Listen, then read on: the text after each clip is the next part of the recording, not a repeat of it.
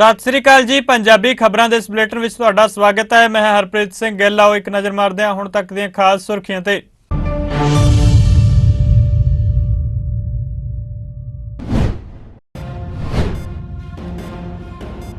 केंद्रीय रक्षा मंत्री राजनाथ सिंह की प्रधानगी में हुई रक्षा खरीद कौंसल की अहम बैठक। रक्षा खरीद कौंसल ने 76,000 करोड़ रुपए के रक्षा सौदे नूं दित्ती मंजूरी।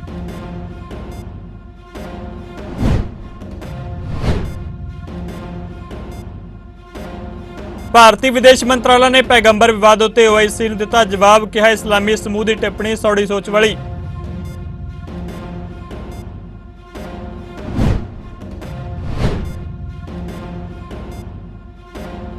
पंजाबी गायक शुभदीप सिंह सिद्धू मूसेवाले के कतल के मामले में पुलिस ने 8 शार्प शूटरां की कीती शनाख्त। वख-वख राज्यां नाल संबंधित ने शार्प शूटर।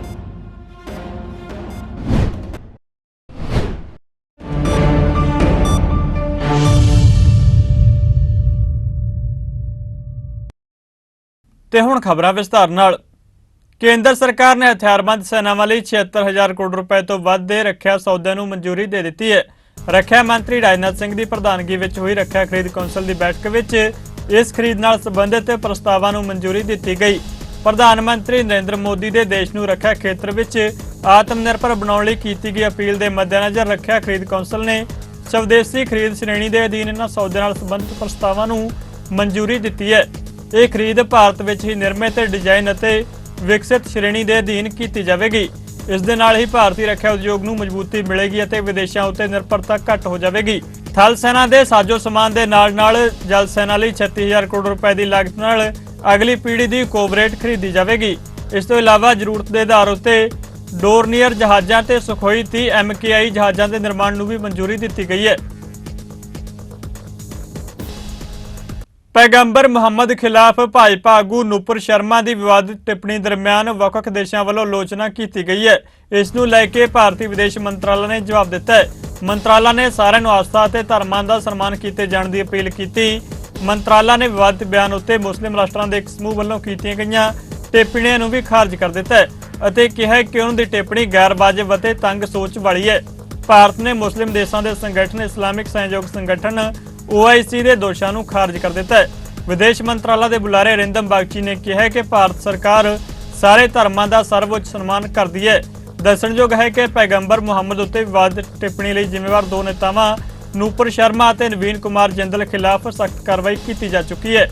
भाजपा ने दोहां नेतावां नूं ऐतवार नूं पार्टी विचों मुअत्तल कर दिता सी। पंजाबी गायक शुभदीप सिंह सिद्धू मूसेवाले के कतलकांड में पुलिस को एक वड्डी सफलता हासिल हुई है। पुलिस ने एक केकड़ा नाम के शख्स को गिरफ्तार किया है। दोष है कि इस शख्स ने सिद्धू मूसेवाले की रैकी की सी। सिद्धू के कतल तो 15 मिनट पहला का एक CCTV वीडियो सामने आया है जिस विच सिद्धू जदों अपनी कार विचों घरों निकलण लगदा तां उसनूं घर दे बाहर ही कुछ नौजवान रोक लैंदे ने अते सैल्फियां लैण लगदे ने। दस्सिया जा रहा है कि इन्हां विच केकड़ा नाम का शख्स भी सी। केकड़ा वारदात वाले दिन लगभग 20-25 मिनट तक सिद्धू मूसेवाले के घर विच रहा। बकायदा उसने उत्थे चाह पानी पीता ते सिद्धू नाल सैल्फियां भी लईआं। कहा जा रहा है कि केकड़ा ने ही कातलां नूं दस्सिया कि मूसेवाला थार जीप विच जा रहा है तो गनमैन ते बुलेट प्रूफ फॉर्चूनर गड्डी नहीं लेके गया। विश्व प्रसिद्ध गायक सिद्धू मूसेवाले के कतल के मामले में पंजाब पुलिस की विशेष जांच टीम वालों 8 शार्प शूटरां की पहचान करने की खबर सामने आ रही है। भावें पुलिस अधिकारी कुछ दस्सण तो इनकारी ने पर सूत्रां की जानकारी अनुसार लॉरेंस बिश्नोई ग्रुप नाल संबंधित वख-वख राज्यां दे रहण वाले ये शूटर मूसेवाले की हत्या में शामिल ने। दस्सिया जा रहा है कि इन्हां कातलां विच 3 पंजाब 2 हरियाणा ते 2 महाराष्ट्र ते 1 राजस्थान नाल संबंधित है। पंजाब तो मनप्रीत सिंह मन्ना जगरूप सिंह रूपा हरकंवल राणू ने जबकि हरियाणा तो मनजीत भोलू प्रियावर्त फौजी, महाराष्ट्र तो संतोष यादव और गौरव महाकाल, राजस्थान तो सुभाष भानूदा का नाम सामने है। जानकारी अनुसार पुलिस दी वख-वख टीमां वालों कातलां नूं फड़न लई पंजाब हरियाणा राजस्थान महाराष्ट्र विच लगातार छापेमारी की जा रही है। उधर पंजाब के मोगा जिले की पुलिस ने दूजी बार हरियाणा के फतेहाबाद जिले के पिंड मूसेवाली तो दविंदर काला नूं हिरासत विच लिया। काला उत्ते इस कतलकांड के दोषियों नूं पनाह देण दे इल्जाम लगे ने। नाल ही दस दिए कि मानसा पुलिस ने प्रोडक्शन वारंट उत्ते फिरोजपुर जेल तो पुछगिछ लई लिआंदे मनप्रीत मन्ना बठिंडा जेल तो सराज संधू और उत्तराखंड के देहरादून तो गिरफ्तार किए गए मनप्रीत सिंह भाऊ उर्फ मन्ना नूं मुड़ माणयोग अदालत मानसा विच पेश करके 3 दिन का होर रिमांड हासिल किया है। ਕਾਂਗਰਸ ਦੇ ਦਿਗਜ ਆਗੂ ਸਚਿਨ ਪਾਇਲਟ ਪੰਜਾਬ ਪਹੁੰਚੇ, ਜਿੱਥੇ ਉਹਨਾਂ ਨੇ ਮੂਸੇ ਪਿੰਡ ਜਾ ਕੇ ਮਰਹੂਮ ਪੰਜਾਬੀ ਗਾਇਕ ਸਿੱਧੂ ਮੂਸੇਵਾਲਾ ਦੇ ਪਰਿਵਾਰ ਨਾਲ ਮੁਲਾਕਾਤ ਕੀਤੀ ਹੈ ਅਤੇ ਉਹਨਾਂ ਨਾਲ ਦੁੱਖ ਸਾਂਝਾ ਕੀਤਾ। ਪਰਿਵਾਰ ਨਾਲ ਮੁਲਾਕਾਤ ਤੋਂ ਬਾਅਦ ਮੀਡੀਆ ਨਾਲ ਗੱਲਬਾਤ ਕਰਦੇ ਹੋਏ ਪਾਇਲਟ ਨੇ ਕਿਹਾ ਕਿ ਇਹ ਦੁਖਦ ਹੈ ਕਿ ਸਾਡੇ ਨੇਤਾ ਦਾ ਕਤਲ ਕਿਵੇਂ ਹੋਇਆ। ਸੂਬੇ ਵਿੱਚ ਵਾਰ-ਵਾਰ ਖਤਰੇ ਦਾ ਮਾਹੌਲ ਫੈਲਾਇਆ ਜਾ ਰਿਹਾ ਹੈ। ਕੇਂਦਰ ਅਤੇ ਸੂਬਾ ਸਰਕਾਰ ਨੂੰ ਇਸ ਦੀ ਜਾਂਚ करवानी चाहिए ਤੇ सख्त कार्रवाई करनी चाहिए। कि हादसा हुआ है और मैं समझता हूँ कि लगातार नरसंहार का जो भयानक क्रम चल रहा है पंजाब के अंदर, इसको रोकना पड़ेगा।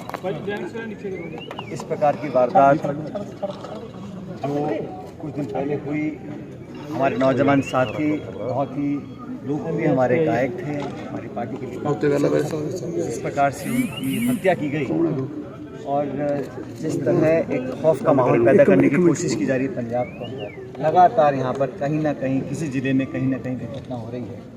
और ये वो सूबा है पंजाब और पंजाबियों के ऊपर इस देश को हमेशा ठीक है, हमारे देश का ये माथा है, इसकी मिट्टी में वीरता है। और पंजाब के लोगों ने बहुत लंबे समय तक आतंक के साए में जीवन काटा। किसी भी कीमत पर हम नहीं चाहते कि वो परिस्थिति वापस यहाँ दोबारा पैदा हो, लेकिन जो घटना घटी बहुत चौंकाने वाली है, बहुत निंदनीय है और भयानक। इस घटना को अंजाम देने वाले लोगों पर सख्त से सख्त कार्रवाई होनी चाहिए।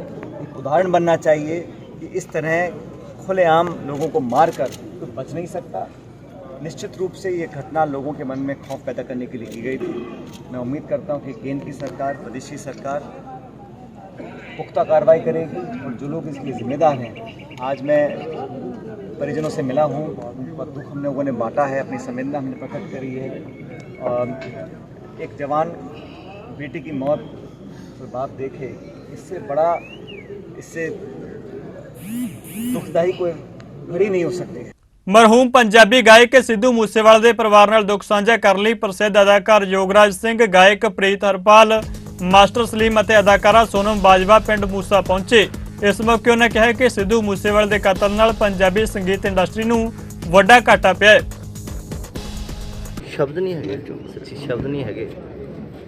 ਇੰਨੀ ਛੋਟੀ ਉਮਰ 'ਚ ਐਡਾ ਵੱਡਾ ਨਾਮ ਬਣਾ ਲੈਣਾ ਔਰ ਇੰਨੇ ਲੋਕ ਆਪਣੇ ਆਸ਼ਿਕ ਬਣਾ ਲੈਣੇ, ਇਹ ਮੈਨੂੰ ਲੱਗਦਾ ਵੀ ਹੁਣ ਤੱਕ ਮਿਊਜ਼ਿਕ ਇੰਡਸਟਰੀ ਦੇ ਇਤਿਹਾਸ 'ਚ ਇਹ ਪਹਿਲਾ ਹੀ ਕਲਾਕਾਰ ਹੋਇਆ ਜਿਹਨੇ ਇੰਨੀ ਦੁਨੀਆ ਆਪਣੀ ਉਪਾਸ਼ਕ ਬਣਾਈ ਹੈ ਔਰ ਇੰਨੇ ਥੋੜ੍ਹੇ ਸਮੇਂ ਦੇ ਵਿੱਚ ਇੰਨੀ ਮੁਹੱਬਤ ਖੱਟੀ ਹੈ। ਜਦੋਂ ਸੀ ਇਸ ਦੁਨੀਆ 'ਚ ਉਦੋਂ ਆਮ ਕਲਾਕਾਰਾਂ ਵਾਂਗੂ ਲੱਗਦਾ ਸੀ, ਪਰ ਜਦੋਂ ਚਲਾ ਗਿਆ ਉਹ ਸਾਡੇ ਸਾਰਿਆਂ ਲਈ ਇੱਕ ਖਾਸ ਚਿਹਰਾ ਹੋ ਗਿਆ। ਮਾਂ ਬਾਪ ਲਈ ਬਹੁਤ ਵੱਡਾ ਘਾਟਾ ਇਹ ਜਿਹੜਾ ਕਦੇ ਵੀ ਪੂਰਾ ਨਹੀਂ ਹੋਣਾ। ਅਸੀਂ ਤੁਸੀਂ ਸਾਰੇ ਦੁੱਖ 'ਚ ਸ਼ਰੀਕ ਹੋਏ ਹਾਂ, ਦੁੱਖ 'ਚ ਸ਼ਾਮਲ ਹੋਏ ਹਾਂ। ਸ਼ਾਇਦ ਦੁਬਾਰਾ ਕਦੀ ਇੱਧਰ ਚੱਕਰ ਲੱਗੇ ਨਾ ਲੱਗੇ, ਪਰ ਮਾਂ ਬਾਪ ਵਾਸਤੇ ਇਹ ਪਹਾੜ ਜਿੱਡੀ ਉਮਰ ਕੱਟਣੀ ਬਹੁਤ ਔਖੀ ਹੈ। ਇਹੋ ਜਿਹਾ ਜਿਹੜਾ ਘਾਟਾ ਹੈ ਕਿਸੇ ਵੀ ਮਾਂ ਬਾਪ ਨੂੰ ਨਾ ਪਵੇ। ਸਾਰਿਆਂ ਦੇ ਲਈ ਅਸੀਂ ਦੁਆ ਕਰਦੇ ਹਾਂ ਕਿ ਪਰਮਾਤਮਾ ਜੇ ਬੱਚੇ ਦਿੱਤੇ ਹਨ ਤੇ ਉਹਨਾਂ ਨੂੰ ਲੰਮੀਆਂ ਉਮਰਾਂ ਵੀ ਦੇਵੇ। ਇੱਕ ਮਾਂ ਦਾ ਜਵਾਨ ਪੁੱਤ ਤੁਰ ਜਾਣਾ ਇਹਦੇ ਨਾਲੋਂ ਵੱਡੀ ਦੁੱਖ ਵਾਲੀ ਗੱਲ ਹੋ ਨਹੀਂ ਸਕਦੀ। ਔਰ ਸਾਡੀ ਜਿਹੜੀ ਇੱਕ ਦੁਨੀਆ ਹੈ, ਗਾਇਕੀ ਦੀ ਦੁਨੀਆ, ਇੰਟਰਟੇਨਮੈਂਟ ਦੀ ਦੁਨੀਆ, ਉਹਦੇ ਵਿੱਚ ਅਸੀਂ ਸਾਰੇ ਇੱਕ ਦੂਜੇ ਨਾਲ ਭਰਾਵਾਂ ਵਾਂਗੂ ਭੈਣਾਂ ਵਾਂਗੂ ਰਹਿੰਦੇ। ਅਸੀਂ ਇੱਕ ਦੂਜੇ ਨਾਲ ਹੱਸ ਵੀ ਲੈਂਦੇ ਹਾਂ, ਇੱਕ ਦੂਜੇ ਨਾਲ ਗੁੱਸੇ ਵੀ ਹੋ ਜਾਂਦੇ, ਮਨਾ ਵੀ ਲਈਦਾ ਇੱਕ ਦੂਜੇ ਨੂੰ, ਪਰ ਇੱਦਾਂ ਨਹੀਂ ਸੀ ਹੋਣਾ ਚਾਹੀਦਾ। ਇਹ ਬਹੁਤ ਭਿਆਨਕ ਕਹਿ ਸਕਦੇ, ਇਹ ਭਿਆਨਕ ਬਹੁਤ ਹੀ ਜ਼ਿਆਦਾ ਦੁਖਦਾਈ ਘਟਨਾ ਹੈ। ਬਹੁਤ ਹੀ ਛੋਟੀ ਉਮਰ 'ਚ ਸਾਡਾ ਭਰਾ ਸਾਡੇ ਤੋਂ ਵਿਛੜ ਗਿਆ ਸਿੱਧੂ, ਔਰ ਇਸ ਪਿੰਡ ਦਾ ਨਾਮ ਉਹਨੇ ਐਸਾ ਰੋਸ਼ਨ ਕੀਤਾ ਹੈ ਪੂਰੀ ਦੁਨੀਆ 'ਚ। ਗੋਰੇ ਸਿੰਗਰ, ਕਾਲੇ ਸਿੰਗਰ, ਜਾਂ ਜਿੰਨੇ ਵੀ ਬਾਲੀਵੁੱਡ, ਹਾਲੀਵੁੱਡ, ਸਾਰੇ ਸਿੱਧੂ ਮੂਸੇਵਾਲਾ ਕਰਦੇ ਫਿਰਦੇ, ਔਰ ਉਹਦੀ ਮਿਹਨਤ ਬੋਲਦੀ ਹੈ। ਮਾਲਕ ਸਾਡੇ ਭਰਾ ਨੂੰ ਵਾਹਿਗੁਰੂ ਸੱਚੇ ਪਾਤਸ਼ਾਹ ਆਪਣੇ ਚਰਨਾਂ 'ਚ ਨਿਵਾਸ ਦੇਵੇ। ਸਾਰੇ ਧੀਆ ਪੁੱਤਰ ਵਾਲੇ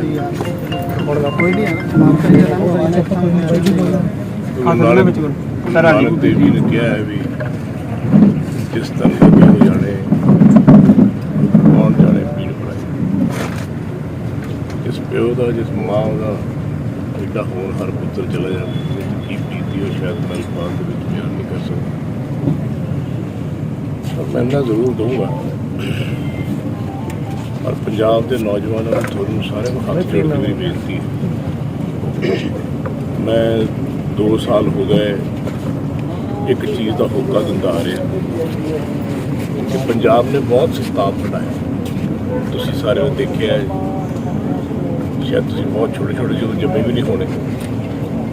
ਮੈਂ ਬਹੁਤ ਕੁਝ ਦੇਖਿਆ ਤੇ ਬਹੁਤ ਕੁਝ ਸੁਣਾਇਆ, ਪਰ ਮੈਂ ਸਮਝਦਾ ਕਿ ਉਹ ਜਿਹੜਾ ਪਿਆਰ ਸਤਿਕਾਰ ਏਕਤਾ ਸੀ ਉਹ ਖੰਡਿਤ ਹੋਈ ਹੈ ਕਿਤੇ ਨਾ ਕਿਤੇ। ਜੇ ਆਪਾਂ ਅੱਜ ਸਾਰੇ ਆਪਣੀ ਜਵਾਨੀ ਸੰਭਾਲਣੀ ਹੈ, ਪੰਜਾਬ ਸੰਭਾਲਣਾ, ਤੁਸੀਂ ਸਾਰਿਆਂ ਨੇ ਭਰਾਵਾਂ ਨੇ ਇਕੱਠੇ ਮਿਲ ਕੇ, ਕਿਉਂਕਿ ਮੈਂ ਸਮਝਦਾ ਵੀ ਤੁਸੀਂ ਲੋਕ ਵੀ ਪੰਜਾਬ ਦੀ ਧਰਤੀ ਦੇ ਹੋ, ਸਾਰੇ ਪੰਜਾਬ ਦੀ ਧਰਤੀ ਦੇ। ਹਰੇਕ ਦਾ ਪੁੱਤ, ਹਰੇਕ ਦੀ ਮਾਂ, ਹਰੇਕ ਦੀ ਧੀ, ਹਰੇਕ ਦੀ ਭੈਣ ਆਪਣੀ ਸਾਂਝੀ ਹੈ। ਪੰਜਾਬ ਦਾ ਕਲਚਰ ਰਿਹਾ।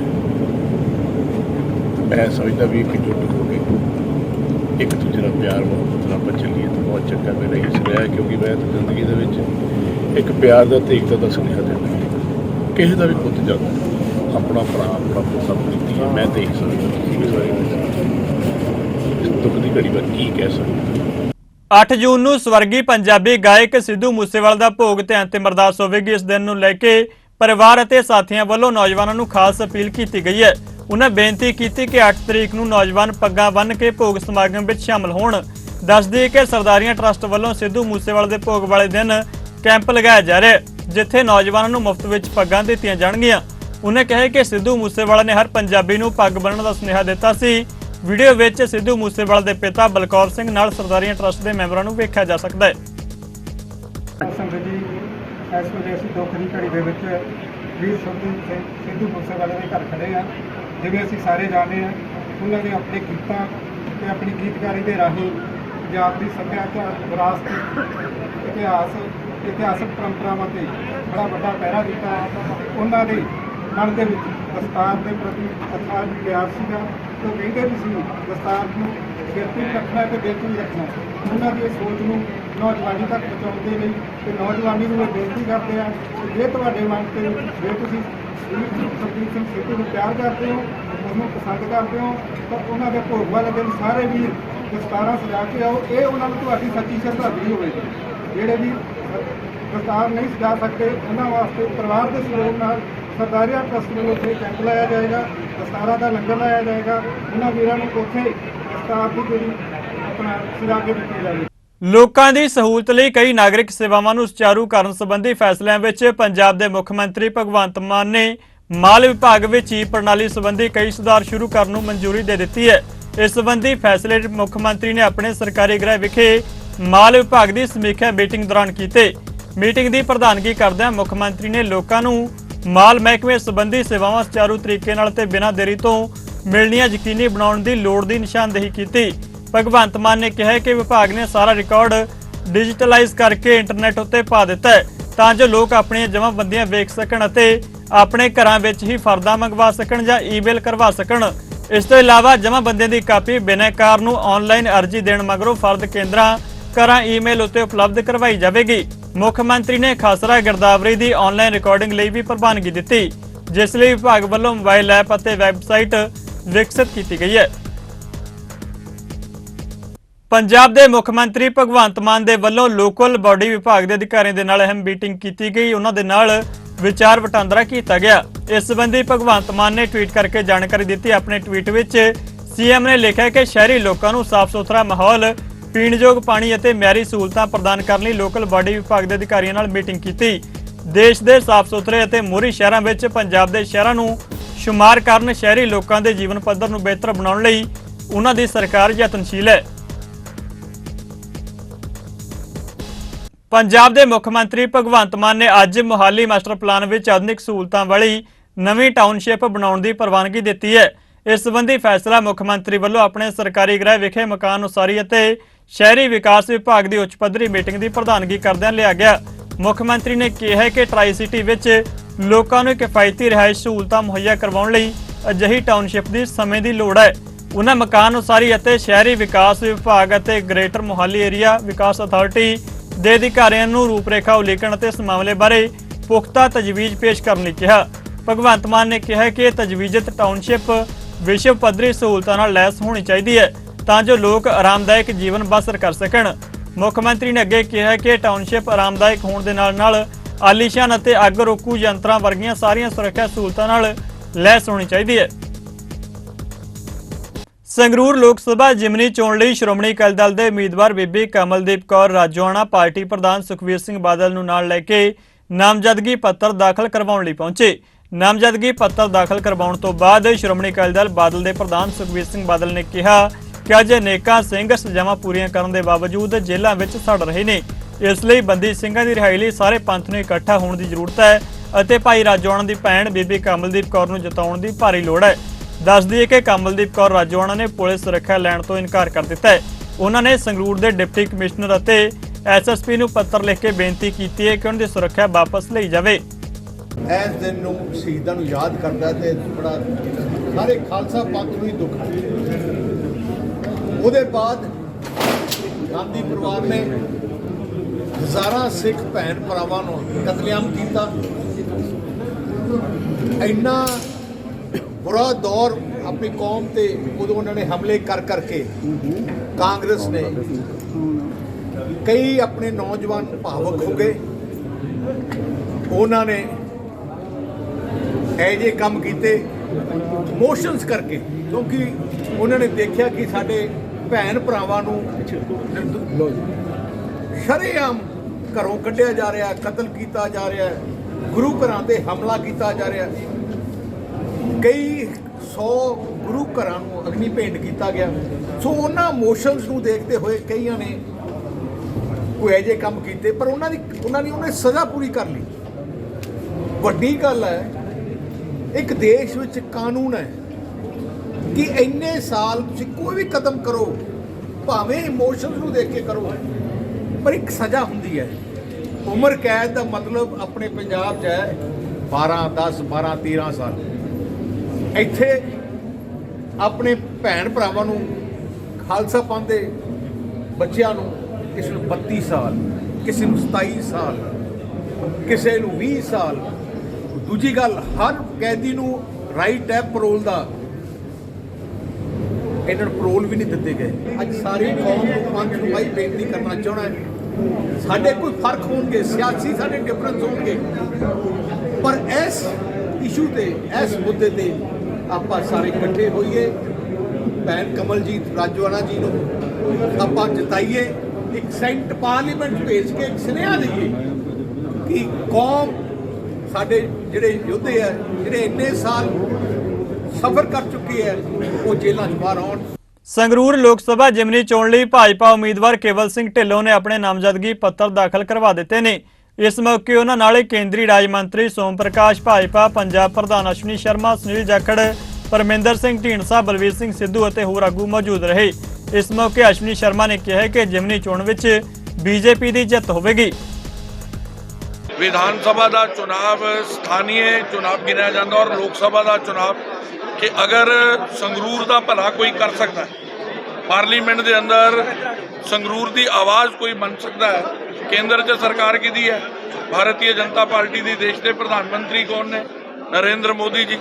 अगर ढिल्लों साहब वो इत्थों की जित के जाते हैं तो संगरूर पार्लीमेंट को ज़्यादा लाभ हो सकता है और इत्थों के लोगों की, किसानों की, इस क्षेत्र के विकास की गल जिहड़ी है उच्ची आवाज़ के अंदर कर भी सकते हैं और मोदी जी को करवा भी सकते हैं। देखो जी, सब तो पहला तो मैं श्री नरेंद्र मोदी जी का, अमित शाह जी का और JP नड्डा जी का, ਉਹਦੇ ਨਾਲ ਸਾਡੇ ਗਜਿੰਦਰ ਜਿਹੜੇ ਸਖਾਵਤ ਜੀ ਨੇ, ਮੰਤਰੀ श्री ओम प्रकाश जी, ਸਾਡੇ ਅਸ਼ਵਨੀ ਸ਼ਰਮਾ ਜੀ ਜਿਹੜੇ ਹੁਣੇ ਬੋਲ ਕੇ ਗਏ ਨੇ, ਸਾਡੇ ਢੀਂਡਸਾ ਸਾਹਿਬ, ਜਾਖੜ ਸਾਹਿਬ, ਸੋਢੀ ਸਾਹਿਬ, जिन्ने भी इत्थे असीं सारे इकट्ठे हुए हैं, मैं सारा दा दिल दे गहराइयां तो धन्नवाद करदा कि इन्हां ने मेरे ते यह जिहड़ा विश्वास प्रगटाया। देखो, एक लोगों ने 3 महीने पहले फैसला सुनाया सीगा ਇੱਕ ਜਿਸ ਤਰ੍ਹਾਂ ਕੋਰਟ ਆਪਣਾ ਫੈਸਲਾ ਸੁਣਾਉਂਦੀ ਹੈ, ਜੱਜਮੈਂਟ ਦਿੰਦੀ ਹੈ, ਉਸ ਜੱਜਮੈਂਟ ਨੂੰ, ਉਸ ਫੈਸਲੇ ਨੂੰ ਰਿਵਿਊ ਕਰਨ ਦਾ ਮੌਕਾ ਫਿਰ ਮਿਲਿਆ ਕਿ ਪੰਜਾਬ ਦੇ ਲੋਕ ਆਹ ਹੀ ਬਦਲਾਵ ਚਾਹੁੰਦੇ ਸੀ ਜਿਹੜਾ 3 ਮਹੀਨਿਆਂ ਦੇ ਅੰਦਰ ਵਾਪਰਿਆ ਪੰਜਾਬ ਦੇ ਅੰਦਰ।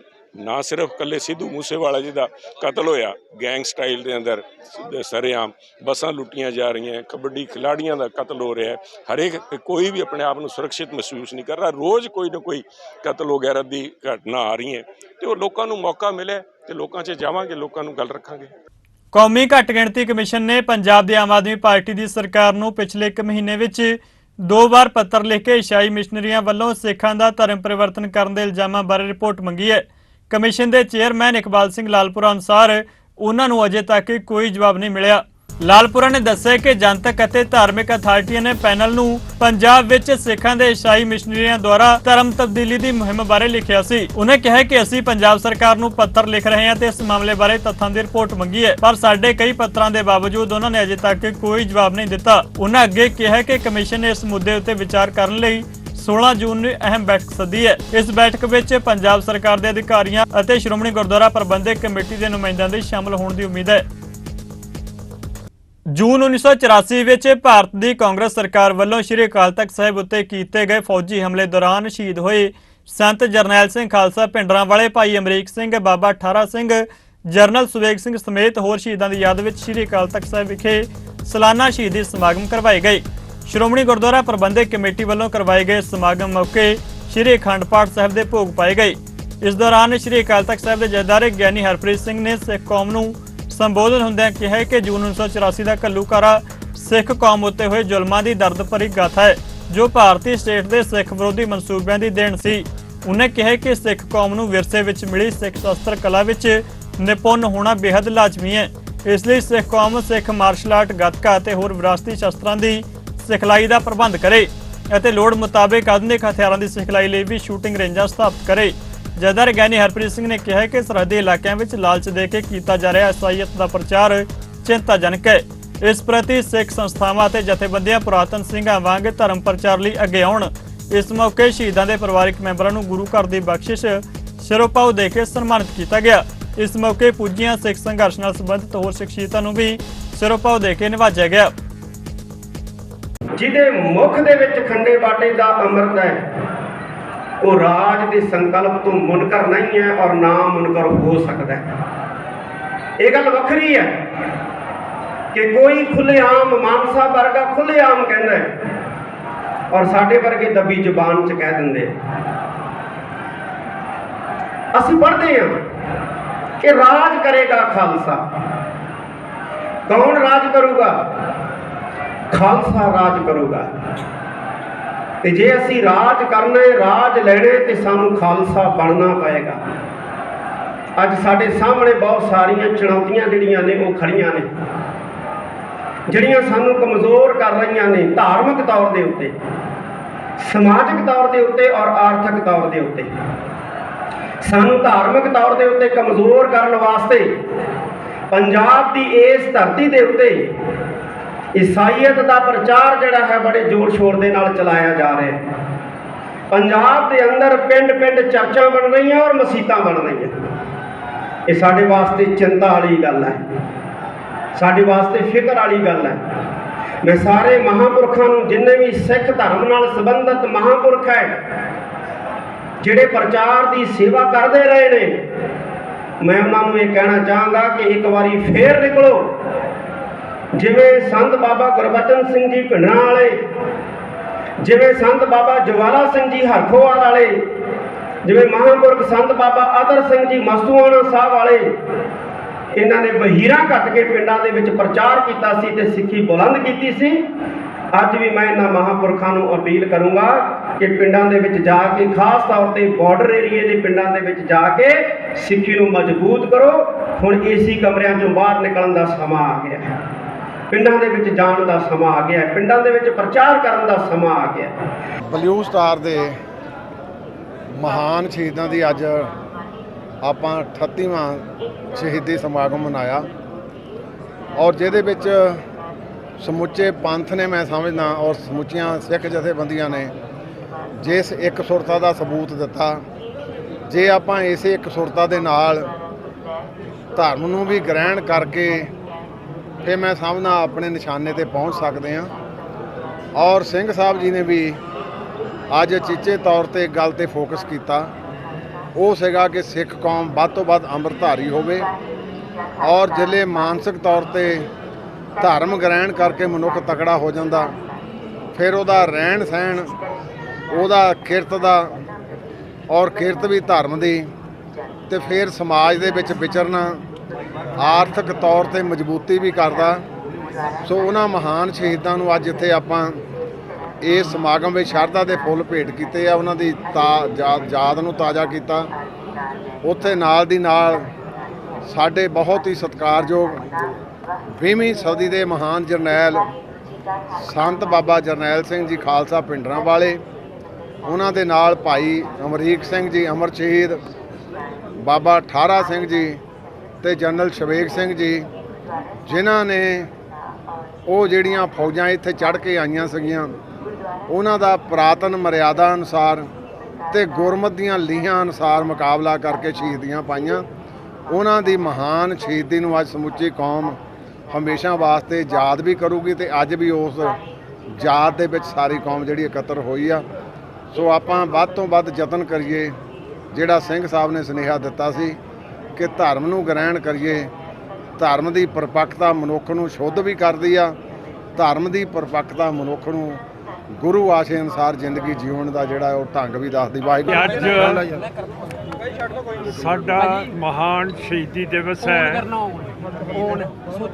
ਤੇ 1984 ਦੇ ਵਿੱਚ ਸਿੱਖ ਕੌਮ ਦਾ ਪਹਿਲਾ ਆਜ਼ਾਦੀ ਦਾ ਜੰਗ ਸ਼ੁਰੂ ਹੋਇਆ ਸੀ, ਜਦੋਂ ਇੰਦਰਾ ਗਾਂਧੀ ਨੇ ਤੇ ਇਸ ਦੀਆਂ ਸਾਥੀ ਪਾਰਟੀਆਂ ਨੇ ਸੋਵੀਅਤ ਰੂਸ ਤੇ ਬਰਤਾਨੀਆ ਦੀ ਫੌਜ ਤੇ ਆਪਣੀ ਹਿੰਦ ਦੀ ਫੌਜ ਮਿਲਾ ਕੇ 3 ਪਰਮਾਣੂ ਹਥਿਆਰਾਂ ਨਾਲ ਲਾਂਸ ਫੌਜਾਂ ਨਾਲ ਸਟੇਟਲੈਸ ਸਿੱਖਸ ਦੇ ਉੱਤੇ ਹਮਲਾ ਕੀਤਾ ਸੀ। ਸੰਤ ਜਰਨੈਲ ਸਿੰਘ ਭਿੰਡਰਾਂ ਵਾਲਿਆਂ ਨੇ, ਜਨਰਲ ਸ਼ਵੇਕ ਸਿੰਘ ਨੇ, ਭਾਈ ਅਮਰੀਕ ਸਿੰਘ ਨੇ, ਬਾਬਾ ਠਾਰਾ ਸਿੰਘ ਨੇ ਤੇ ਸਾਰੇ ਟਕਸਾਲੀ ਫੈਡਰੇਸ਼ਨ ਜਿੰਨੇ ਵੀ ਉੱਥੇ ਸਿੰਘ ਦਰਬਾਰ ਸਾਹਿਬ ਦੀ ਰੱਖਿਆ ਲਈ ਆਏ ਸੀ, ਬੱਬਰ ਵੀ ਸੀਗੇ, ਸਾਰੇ ਸੀਗੇ। 72 ਘੰਟੇ ਇਹ ਦੁਨੀਆ ਦੀਆਂ 3 ਵੱਡੀਆਂ ਫੌਜਾਂ 72 ਘੰਟੇ ਅੰਦਰ ਨਹੀਂ ਵੜਨ ਦਿੱਤੀਆਂ। ਟੈਂਕਾਂ ਦੇ ਨਾਲ ਲੜਾਈ ਵੀ ਹੋਈ, ਤੋਪਾਂ ਦੇ ਨਾਲ ਵੀ ਹੋਈ, ਹੈਲੀਕਾਪਟਰ ਗਨਸ਼ਿਪਸ ਦੇ ਨਾਲ ਵੀ ਹੋਈ, ਪਰ ਕਿਸੇ ਨੇ ਵੀ ਹੱਥ ਉੱਚੇ ਨਹੀਂ ਕੀਤੇ ਹੈ। ਤੇ ਸੰਤ ਜਰਨੈਲ ਸਿੰਘ ਭਿੰਡਰਾਂ ਵਾਲੇ ਆਖਰੀ ਆਪਣੇ ਅਕਾਲ ਤਖਤ ਸਾਹਿਬ ਦੇ ਬੰਕਰ ਚੋਂ ਨਿਕਲ ਕੇ ਜਿਹੜੇ 2 ਨਿਸ਼ਾਨ ਸਾਹਿਬ ਦਰਬਾਰ ਸਾਹਿਬ ਤੇ ਅਕਾਲ ਤਖਤ ਸਾਹਿਬ ਦੇ ਵਿਚਾਲੇ ਵਿਰਾਜਮਾਨ ਹਨ, ਉੱਥੇ ਜਾ ਕੇ ਸੰਤ ਜਰਨੈਲ ਸਿੰਘ ਨੇ ਆਪਣੀ ਸ਼ਹਾਦਤ ਦਿੱਤੀ। ਉਹਨਾਂ ਦੀ ਛਾਤੀ ਦੇ ਉੱਤੇ 74 ਗੋਲੀਆਂ ਲੱਗੀਆਂ ਹੋਈਆਂ ਸੀ। ਪਾਕਿਸਤਾਨ ਦਾ ਲਖਾਰੀ ਚੀਮਾ ਸਾਹਿਬ ਕਹਿੰਦਾ ਕਿ ਸਾਡਾ ਜਰਨੈਲ ਨਾਜ਼ੀ ਪਾਕਿਸਤਾਨ ਦਾ, ਜਿਨੇ ਬੰਗਲਾਦੇਸ਼ ਦੇ ਵਿੱਚ ਪਾਕਿਸਤਾਨ ਦਾ ਜਰਨੈਲ ਸੀ, ਉਸ ਨੇ 90,000 ਪਾਕਿਸਤਾਨੀ ਫੌਜੀ ਜਨਰਲ ਜਗਜੀਤ ਸਿੰਘ ਅਰੋੜੇ ਦੇ ਹਵਾਲੇ ਕਰਤੇ, ਜਿਹੜਾ ਇੰਡੀਅਨ ਕਮਾਂਡਰ ਸੀਗਾ। ਤੇ ਚੀਮਾ ਲਖਾਰੀ ਕਹਿੰਦਾ ਕਿ ਜੇ ਸਾਡੇ ਜਰਨੈਲ ਨਾਜ਼ੀ ਦੇ ਚੀਚੀ ਦੇ ਉੱਤੇ ਥੋੜਾ ਜਿਹਾ ਖੂਨ ਨਿਕਲ ਆਉਂਦਾ ਤਾਂ ਅਸੀਂ ਸਮਝਦੇ ਸਾਡਾ ਜਰਨੈਲ ਲੜਿਆ ਹਿੰਦੁਸਤਾਨ ਦੇ ਖਿਲਾਫ, ਪਰ ਚੀਮਾ ਸਾਹਿਬ ਕਹਿੰਦੇ ਜਰਨੈਲਾਂ ਚੋਂ ਜਰਨੈਲ ਇੱਕੋ ਹੀ ਹੈ, ਉਹ ਹੈ ਜਰਨੈਲ ਸਿੰਘ ਭਿੰਡਰਾਂਵਾਲਾ।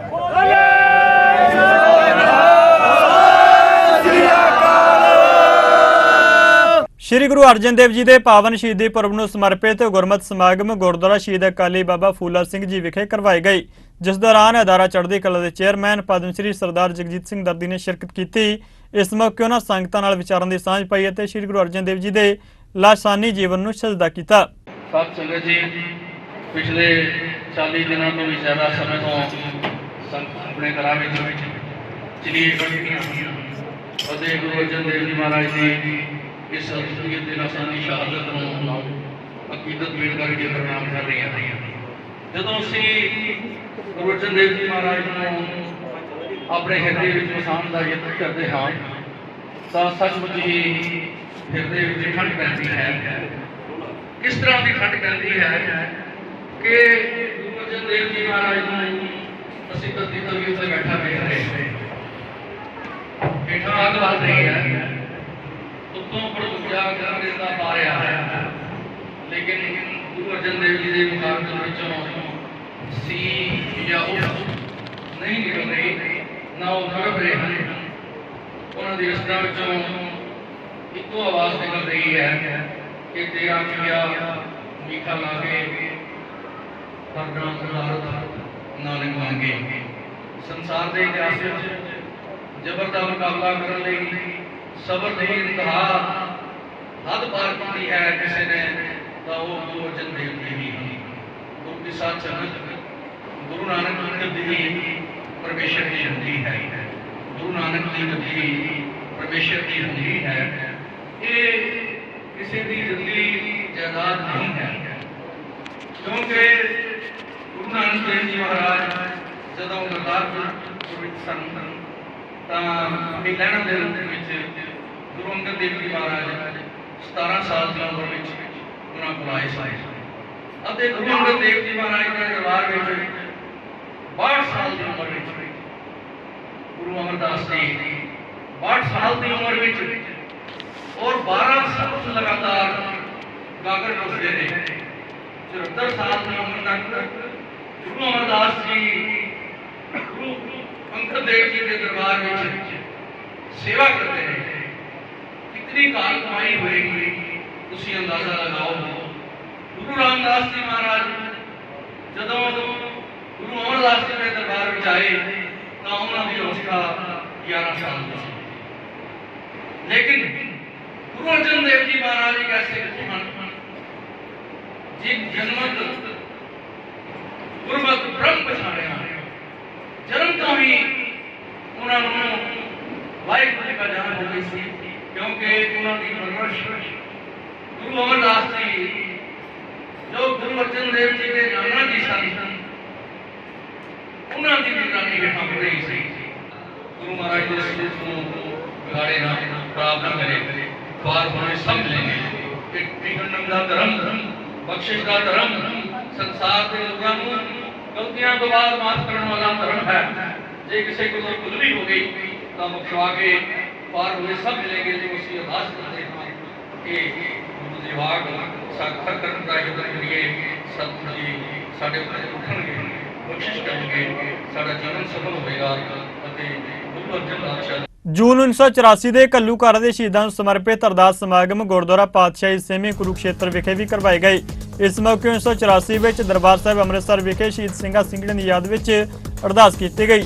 ਸਮੂਹ ਸੰਗਤ ਵੱਲੋਂ ਗ੍ਰੰਥੀ ਭਾਈ ਸੁੱਚਾ ਸਿੰਘ ਨੇ ਅਰਦਾਸ ਕੀਤੀ। ਅਰਦਾਸ ਵਿੱਚ ਸ਼੍ਰੋਮਣੀ ਅਕਾਲੀ ਦਲ ਬਾਦਲ ਦੇ ਬੁਲਾਰੇ ਕਮਲਜੀਤ ਸਿੰਘ ਅਜਰਾਣਾ, ਧਰਮ ਪ੍ਰਚਾਰ ਕਮੇਟੀ ਦੇ ਮੈਂਬਰ ਤੇਜਿੰਦਰਪਾਲ ਸਿੰਘ ਢਿੱਲੋਂ, ਸਰਦਾਰ ਤੇਜਿੰਦਰ ਸਿੰਘ ਮੱਕੜ ਮੌਜੂਦ ਰਹੇ। ਅਸੀਂ ਆਪਣੇ ਉਹਨਾਂ ਮਹਾਨ ਸ਼ਹੀਦ ਸਿੰਘਾਂ ਸਿੰਘਣੀਆਂ ਦੀ ਯਾਦ ਦੇ ਵਿੱਚ ਘੱਲੂਘਾਰਾ ਦਿਵਸ ਦੀ ਯਾਦ ਦੇ ਵਿੱਚ ਇੱਥੇ ਅਰਦਾਸ ਸਮਾਗਮ ਰੱਖਿਆ ਗਿਆ ਹੈ, ਜਿਹਦੇ ਵਿੱਚ ਉਦੋਂ ਦੀ ਮੌਕੇ ਦੀ ਜਿਹੜੀ ਸਰਕਾਰ ਸੀ, ਜਿਨ੍ਹਾਂ ਨੇ ਅਸੀਂ ਕਹਿੰਦੇ ਹਾਂ ਕਿ ਨਸਲਕੁਸ਼ੀ ਦੀ ਜਿਹੜੀ ਸਾਜ਼ਿਸ਼ ਸੀ, ਇਹਨਾਂ ਨੇ ਇੱਕ ਇਲਜ਼ਾਮ ਲਾਇਆ ਹੈ ਕਿ ਉੱਥੇ ਸੰਤ ਜਰਨੈਲ ਸਿੰਘ ਜੀ ਭਿੰਡਰਾਂਵਾਲੇ ਉੱਥੇ ਦਰਬਾਰ ਦੇ ਵਿੱਚ ਸਨ, ਇਸ ਕਰਕੇ ਅਸੀਂ ਉੱਥੇ ਕੀਤਾ ਲੇਕਿਨ ਹੋਰ ਵੀ ਗੁਰਦੁਆਰਿਆਂ ਦੇ ਵਿੱਚ ਜਿੱਥੇ ਕਿ ਉਦਣ ਸ਼ਹੀਦੀ ਸਮਾਗਮ ਸੀ ਪੰਜਵੇਂ ਪਾਤਸ਼ਾਹ ਜੀ ਦਾ, ਉੱਥੇ ਗੁਰੂ ਕੇ ਸਿੰਘ ਨਤਮਸਤਕ ਹੋਣ ਵਾਸਤੇ ਆਏ ਸਨ। ਹਜ਼ਾਰਾਂ ਹੀ ਐਸੇ ਗੁਰਦੁਆਰੇ ਨੇ ਜਿੱਥਾਂ ਦੇ ਵਿੱਚ ਉਦੋਂ ਮੌਕੇ ਦੀ ਸਰਕਾਰ ਨੇ ਸਾਡੇ ਸਿੰਘਾਂ ਦੇ ਉੱਤੇ ਗੋਲੀਬਾਰੀ ਕਰਕੇ ਉਹਨਾਂ ਨੂੰ ਸ਼ਹੀਦ ਕੀਤਾ। ਉਹਨਾਂ ਦੀ ਮਿੱਠੀ ਯਾਦ ਦੇ ਵਿੱਚ ਅੱਜ ਅਸੀਂ ਇੱਥੇ ਅਰਦਾਸ ਸਮਾਗਮ ਕੀਤਾ। ਦਿੱਲੀ ਸਿੱਖ ਗੁਰਦੁਆਰਾ ਪ੍ਰਬੰਧਕ ਕਮੇਟੀ ਦੇ ਸਹਿਯੋਗ ਨਾਲ ਗੁਰਬਾਣੀ ਪ੍ਰਚਾਰ ਸੁਸਾਇਟੀ ਵੱਲੋਂ ਦਿੱਲੀ ਦੇ ਡੇਰਾ ਬਾਬਾ ਕਰਮ ਸਿੰਘ ਸਾਹਿਬ ਜੀ ਗੀਤਾ ਕਲੋਨੀ ਵਿਖੇ ਗੁਰਮਤਿ ਕੈਂਪ ਦਾ ਆਯੋਜਨ ਕੀਤਾ ਗਿਆ, ਜਿਸ ਵਿੱਚ ਛੋਟੇ ਬੱਚਿਆਂ ਨੂੰ ਸਿੱਖ ਧਰਮ ਬਾਬਤ ਜਾਗਰੂਕ ਕੀਤਾ ਗਿਆ ਤੇ ਬੱਚਿਆਂ ਨੂੰ ਗੁਰਬਾਣੀ ਨਾਲ ਜੁੜਨ ਦੀ ਪ੍ਰੇਰਣਾ ਕੀਤੀ ਗਈ। ਇਸ ਮੌਕੇ ਦਿੱਲੀ ਸਿੱਖ ਗੁਰਦੁਆਰਾ ਪ੍ਰਬੰਧਕ ਕਮੇਟੀ ਦੀ ਧਰਮ ਪ੍ਰਚਾਰ ਕਮੇਟੀ ਦੇ ਚੇਅਰਮੈਨ ਜਸਪ੍ਰੀਤ ਸਿੰਘ ਕਰਮਸਰ, ਕੋ ਚੇਅਰਮੈਨ ਜਤਿੰਦਰਪਾਲ ਸਿੰਘ ਗੋਲਡੀ, ਗੁਰਬਾਣੀ ਪ੍ਰਚਾਰ ਸੁਸਾਇਟੀ ਦੇ ਆਗੂ ਹਰਪਾਲ ਸਿੰਘ, ਗੁਰਦੁਆਰਾ ਬਾਲਾ ਸਾਹਿਬ ਦੇ ਹੈੱਡ ਗ੍ਰੰਥੀ ਸੁਖਵਿੰਦਰ ਸਿੰਘ ਅਤੇ ਹੋਰਨਾਂ ਨੇ ਸ਼ਮੂਲੀਅਤ ਕੀਤੀ। ਦੱਸ ਦਈਏ ਕਿ ਸੰਸਥਾ ਵੱਲੋਂ 2003 ਤੋਂ ਗੁਰਮਤਿ ਕੈਂਪਾਂ ਦਾ ਆਯੋਜਨ ਕੀਤਾ ਜਾ ਰਿਹਾ ਹੈ ਅਤੇ ਇਸ ਵਾਰ 400 ਤੋਂ ਵੱਧ ਵਿਦਿਆਰਥੀ ਗੁਰਮਤਿ ਕੈਂਪ ਵਿੱਚ ਸ਼ਮੂਲੀਅਤ ਕਰ ਰਹੇ ਨੇ। ਅੱਜ ਅਸੀਂ ਇਸ ਕੈਂਪ ਦੇ ਵਿੱਚ ਆਏ ਹਾਂ ਜੋ ਡੇਰਾ ਬਾਬਾ ਕਰਮ ਸਿੰਘ ਗੀਤਾ ਕਲੋਨੀ ਵਿਖੇ ਲੱਗਦਾ ਹੈ 20 ਸਾਲਾਂ ਤੋਂ ਲੱਗ ਰਿਹਾ। ਮੈਨੂੰ ਹਰਪਾਲ ਵੀਰ ਜੀ ਨੇ ਦੱਸਿਆ ਕਿ ਅਸੀਂ ਇੱਥੇ ਬੱਚਿਆਂ ਨੂੰ ਲਗਭਗ 20 ਸਾਲਾਂ ਤੋਂ ਟ੍ਰੇਨਿੰਗ ਦੇ ਰਹੇ ਹਾਂ ਤੇ ਮਨ ਨੂੰ ਦੇਖ ਕੇ ਬੜੀ ਖੁਸ਼ੀ ਹੋਈ ਹੈ ਕਿ ਜੋ ਸਾਡੀ ਕੌਮ ਦਾ ਸਰਮਾਇਆ, ਜਿਹੜੇ ਬੱਚਿਆਂ ਨੇ ਅੱਗੇ ਜਾ ਕੇ ਸਾਡੀ ਕੌਮ ਨੂੰ ਸਾਂਭਣਾ, ਉਹਨਾਂ ਨੂੰ ਬਹੁਤ ਵਧੀਆ ਤਾਲੀਮ ਇੱਥੇ ਦਿੱਤੀ ਜਾ ਰਹੀ ਹੈ। ਸਾਨੂੰ ਇਹਨਾਂ ਤੋਂ ਬਹੁਤ ਕੁਝ ਸਿੱਖਣ ਨੂੰ ਵੀ ਮਿਲਿਆ ਤੇ ਬਾਕੀ ਜੋ ਦਿੱਲੀ ਦੇ ਗੁਰਦੁਆਰੇ ਨੇ ਉਹਨਾਂ ਨੂੰ ਵੀ ਇਹ ਚੀਜ਼ ਇੱਥੋਂ ਦੀ ਆ ਕੇ ਸਿੱਖਣੀ ਚਾਹੀਦੀ ਹੈ। ਬੱਚਿਆਂ ਨੂੰ ਸੰਭਾਲਣਾ ਬਹੁਤ ਜ਼ਰੂਰੀ ਹੈ ਔਰ ਇਹ ਬੱਚਿਆਂ ਤੋਂ ਜੋ ਟ੍ਰੇਨਿੰਗ ਦੇ ਰਹੇ ਨੇ, ਇਸ ਤੋਂ ਸਭ ਤੋਂ ਵਧੀਆ ਗੱਲ ਇਹ ਲੱਗੀ ਕਿ ਜਿਵੇਂ ਜਿਹੜੇ ਪੌਦੇ ਹੁੰਦੇ ਨੇ ਉਹਨਾਂ ਨੂੰ ਸਮੇਂ ਸਿਰ ਸਹੀ ਜਗ੍ਹਾ ਤੇ ਲਗਾ ਦਿੱਤਾ ਜਾਣਾ ਚਾਹੀਦਾ, ਕਿਉਂਕਿ ਪੌਦਿਆਂ ਨੂੰ ਪੱਟ ਕੇ ਆਪਾਂ ਕਿਤੇ ਵੀ ਲਗਾ ਸਕਦੇ ਹਾਂ। ਜਦੋਂ ਪੌਦੇ ਪੇੜ ਬਣ ਜਾਂਦੇ ਨੇ ਤੇ ਪੇੜ ਨੂੰ ਪੱਟ ਕੇ ਆਪਾਂ ਕਿਤੇ ਲਾ ਨਹੀਂ ਸਕਦੇ। ਇਸ ਤਰ੍ਹਾਂ ਇਹ ਛੋਟੇ ਛੋਟੇ ਬੱਚੇ ਨੇ, ਅੱਜ ਅਸੀਂ ਇਹਨਾਂ ਨੂੰ ਗੁਰਮਤਿ ਦਾ ਗਿਆਨ, ਗੁਰਮਤਿ ਦੀ ਤਾਲੀਮ ਅਗਰ ਬਚਪਨ ਵਿੱਚ ਹੀ ਦੇ ਦਿਆਂਗੇ ਤੇ ਰਹਿੰਦੀ ਦੁਨੀਆ ਤੱਕ ਇਹ ਬੱਚੇ ਸਾਡੀ ਸਿੱਖ ਕੌਮ ਦਾ ਪੰਥ ਦੇ ਮਾਰਗ ਤੇ ਚੱਲ ਸਕਣਗੇ ਔਰ ਸਾਡੀ ਕੌਮ ਦੀ ਗੁਰਮਤਿ ਦੀ ਖੁਸ਼ਬੂ ਸਾਰੀ ਦੁਨੀਆ ਵਿੱਚ ਪਹੁੰਚਾ ਸਕਣਗੇ। ਸੋ ਮੈਨੂੰ ਬੜੀ ਖੁਸ਼ੀ ਹੋਈ ਹੈ ਇੱਥੇ ਬੱਚਿਆਂ ਨੂੰ ਅੱਜ ਦੇਖ ਕੇ ਜੋ ਗੁਰਮਤਿ ਇਹ ਕੈਂਪਾਂ ਦੇ ਵਿੱਚ ਕੇਵਲ ਕੋਈ ਦੁਨਿਆਵੀ ਪੜ੍ਹਾਈ ਨਹੀਂ, ਕੇਵਲ ਗੁਰਮਤਿ ਦੀ ਪੜ੍ਹਾਈ ਬੱਚਿਆਂ ਨੂੰ ਕਰਾਈ ਜਾ ਰਹੀ ਹੈ ਤੇ ਗੁਰਮਤਿ ਦ੍ਰਿੜ ਕਰਾਈ ਜਾ ਰਹੀ ਹੈ, ਬਾਣੀ ਬੱਚਿਆਂ ਨੂੰ ਪੜ੍ਹਨੀ ਸਿਖਾਈ ਜਾ ਰਹੀ ਹੈ, ਜੋ ਕਿ ਅੱਜ ਸਾਡੀ ਕੌਮ ਨੂੰ ਬਹੁਤ ਜ਼ਿਆਦਾ ਲੋੜ ਹੈ ਇਸ ਗੱਲ ਦੀ।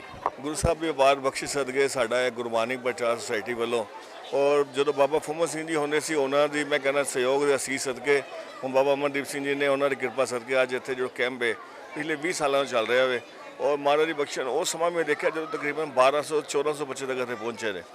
ਅੱਜ 400 ਬੱਚੇ ਨੇ ਕਰੋਨਾ ਬਾਅਦ, ਉਮੀਦ ਗੁਰੂ ਮਿਹਰ ਕਰੇਗਾ। ਔਰ ਦੂਜੀ ਇੱਕ ਹੋਰ ਵੱਡੀ ਗੱਲ ਹੈ ਕਿ ਇਸ ਕੈਂਪ ਤੋਂ ਬੱਚੇ ਸਿੱਖ ਕੇ ਆਪ ਹੀ ਅੱਗੇ ਸਿਖਾਉਂਦੇ ਨੇ। ਇੱਕ ਬਹੁਤ ਵੱਡਾ ਇੱਕ ਮੈਸੇਜ ਆਉਂਦਾ ਹੈ ਕਿ ਇਸ ਕੈਂਪ ਤੋਂ ਬੱਚੇ ਟ੍ਰੇਨ ਹੋ ਕੇ ਦੂਜੇ ਬੱਚਿਆਂ ਨੂੰ ਟ੍ਰੇਨ ਕਰਨ, ਬਹੁਤ ਵੱਡਾ ਮੈਸੇਜ ਆਉਂਦਾ ਹੈ।